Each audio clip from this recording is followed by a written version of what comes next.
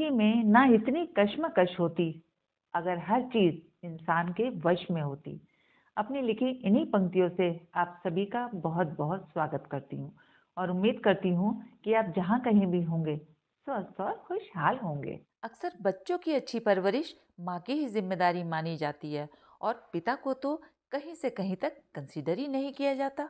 ये सवाल मुझसे इतनी बार पूछा जाता है और मैं हर बार कमेंट के थ्रू रिप्लाई भी करती हूँ, लेकिन ये टॉपिक ऐसा है कि इसको कमेंट के थ्रू आप अच्छे से एक्सप्लेन नहीं कर सकते।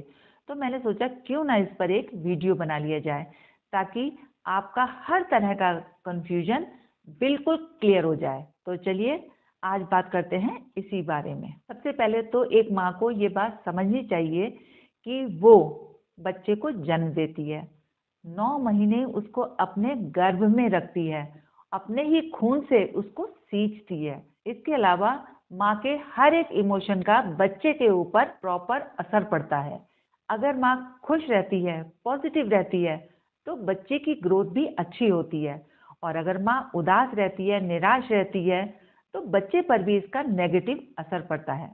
कहने का मतलब यही है कि आपका बच्चा आपके शरीर का हिस्सा होता है, आपके मन का हिस्सा होता है, और साथ ही साथ आपके इमोशंस का भी वो एक हिस्सा होता है। यानी कि एक बच्चा एक माँ की परछाई होता है। इसीलिए एक बच्चे का अपनी माँ के साथ ज्यादा जुड़ाव होता है, और माँ भी बच्चे की बिना बोले मन की स्थिति को समझ जाती है। फॉर एग्जाम्पल, मान के चलिए कि आपका बच्चा भूखा है, तो माँ को तुरंत पता चल जाता है कि उसका बच्चा भूखा है। या फिर बच्चा आपसे कहीं दूर है और उसके साथ कुछ ऐसी वैसी कोई घटना घटित हो जाती है, तो भी एक माँ को इंट्यूशन हो ही जाती है। उसे लगने लगता है कि आज मेरा मन पता नहीं क्यों खराब हो रहा है। तो कहने का मतलब यही है कि दूर या पास कहीं भी रहें, एक माँ को बच्चे की हर स्थिति का पता चल ही जाता है। सोचिए कि ये जुड़ाव कितना गहरा है, जबकि एक फादर को ऐसी बातों का कभी भी कोई अनुभव नहीं हो पाता।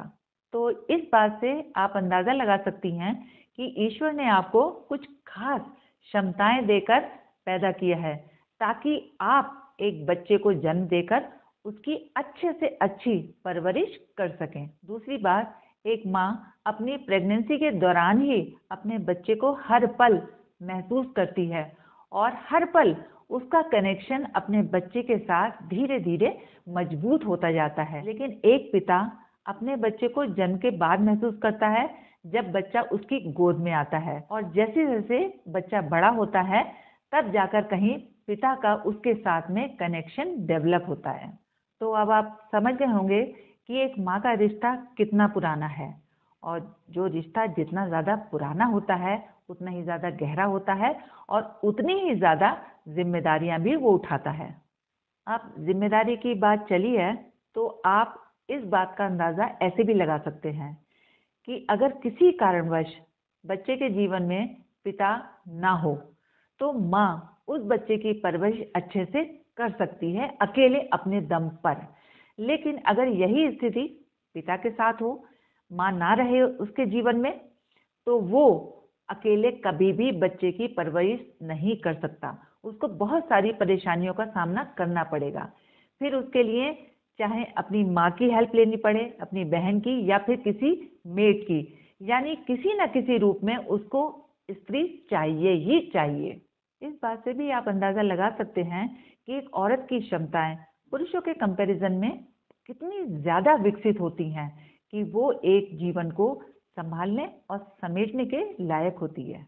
यही कारण है कि एक माँ अपने बच्चे को फिजिकल, मेंटल और इमोशनल हर स्टेज पर बहुत ही अच्छी तरह से समझती है, और वो जानती है कि अपने बच्चे को क्या सिखाना है और कैसे सिखाना है। इसीलिए एक माँ को ही बच्चे की परवरिश के लिए ज्यादा एलिजिबल माना गया है। अब रहा सवाल कि आखिर पिता क्या करता है, तो पिता बच्चे की परवरिश में माँ को सहयोग करता है। अब मान के चलिए एक प्लेन है, प्लेन को कौन उड़ाता है? पायलट। लेकिन पायलट के सहयोग के लिए को पायलट भी होता है, ताकि प्लेन स्मूथली उड़ सके। बिल्कुल इसी तरह से परिवार में भी होता है कि परवरिश की जिम्मेदारी माँ पर है, लेकिन पिता उसके सहयोग के लिए उसके साथ खड़ा होता है। इसे आप ऐसे समझ सकते हैं। देखिए, माँ चूंकि बच्चे से इमोशनली कनेक्ट होती है, बहुत ज़्यादा प्यार करती है, वो सख्ती नहीं कर पाती। लेकिन हर बात प्यार से तो नहीं समझाई जा सकती, कहीं कहीं पर सख्ती का भी सहारा लेना पड़ता है। तो ऐसे में क्या होता है, पिता उसको सहयोग करता है।